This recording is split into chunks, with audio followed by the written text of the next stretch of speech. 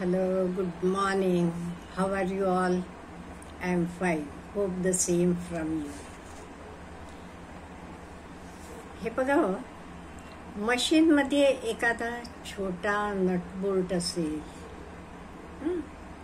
छोटंसं स्प्रिंग असेल, कसा महत्वाचा आहे, खूप महत्वाचा आहे. तो एवढासा नट निघाला तरी तुमचं मशीन नीट चालत नाही. इन द सेम वे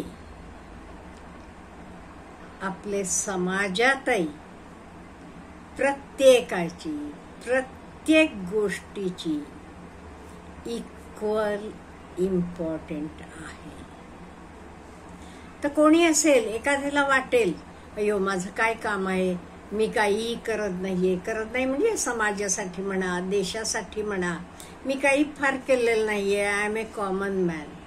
नाही, तुमची पण समाजाला खूप खूप गरज आहे. मी तुम्हाला घडलेली गोष्ट सांगते.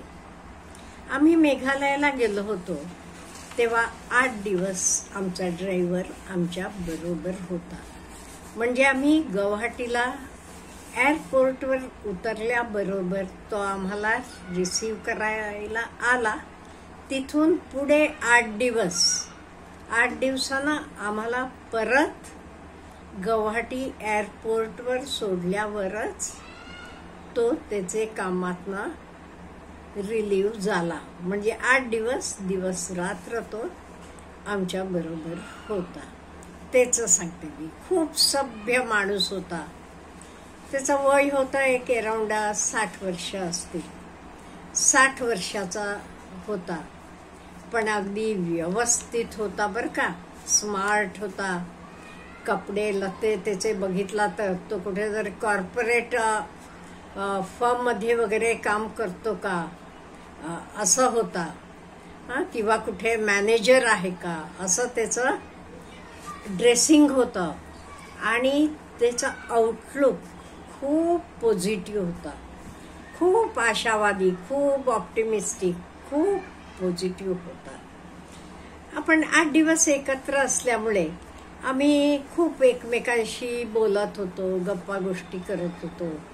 तिथले विषयी, त्यांचे खाणेपिणे विषयी म्हणा, तिथले सगळं हे वातावरणाविषयी सगळं तो आमच्याशी खूप बोलत होता.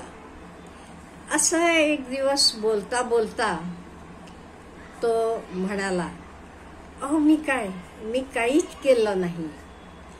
आमचे कुटुंबासाठी असेल, गावासाठी असेल, देशासाठी असेल असं मला वाटते.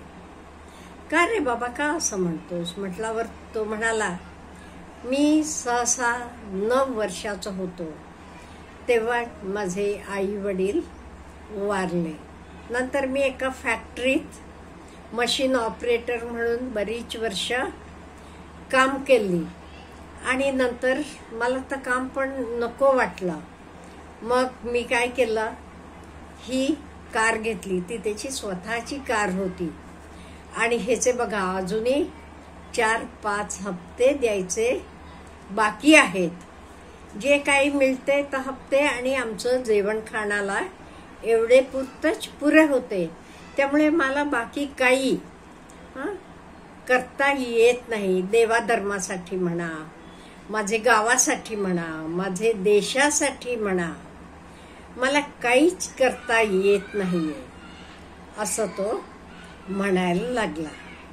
असं म्हणताना त्याच्या डोळ्यातनं एखाद थेंब पाणी पण आलेला दिसला मला.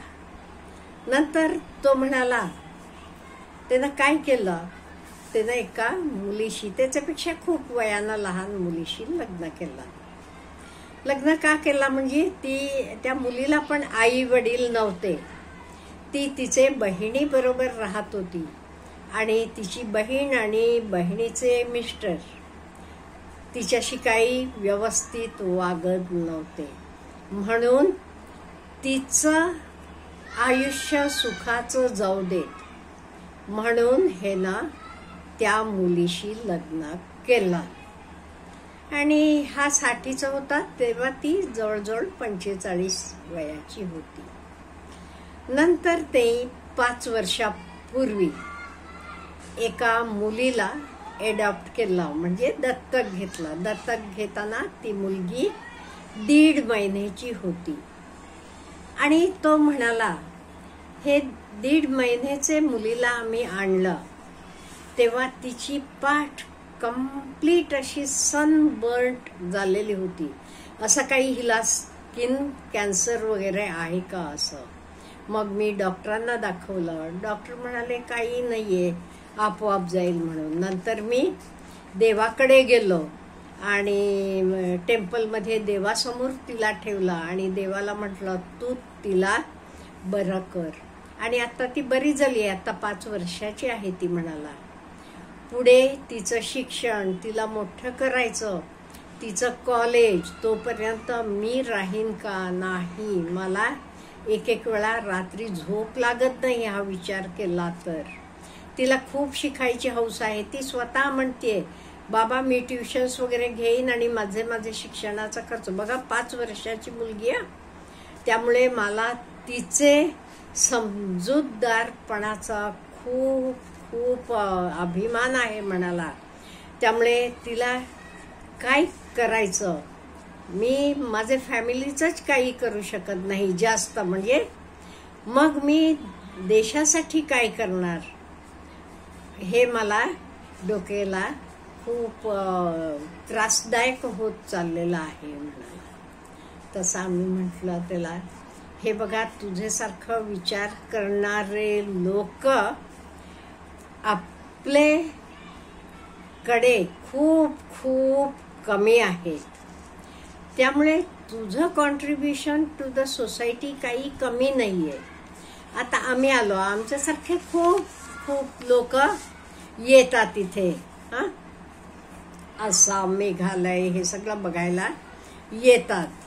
त्यांना तू घेऊन जातोस, दाखवतोस, सगळं फिरतोस त्यांच्या बरोबर, त्यांच्याशी चांगलं गोड बोलतोस. तू तुझी सर्व्हिस त्यांच्यासाठी देतोस. हे काही कमी आहे का? नाहीये. जे तू काम करतोस त्याचा खूप खूप फायदा आहे. आज आता तुझ्यामुळे तरी आम्ही हे सगळं बघू शकलो आणि तू वागणे बोलणे तेवढं छान आहेस, चांगला आहेस. ह्याच्यापेक्षा जास्त काय पाहिजे? हीच सेवा आहे तुझी. शेवटी देशाची सेवा, देवाची सेवा, जे काही आपण काम करतो तीच आहे. त्याचे मागची भावना बघा तुम्ही.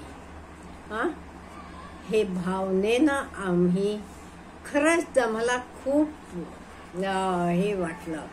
म्हणजे प्रत्येक माणसाला अशी भावना उत्पन्न झाली, आपण आपल्या घरासाठी, नंतर आपल्या गावासाठी, आपल्या देशासाठी काहीतरी करावं. म्हटलं की आपण खूप काही केले सारखं. आणि काम का नाही, कुठलंही काम छोटं मोठं नाहीये.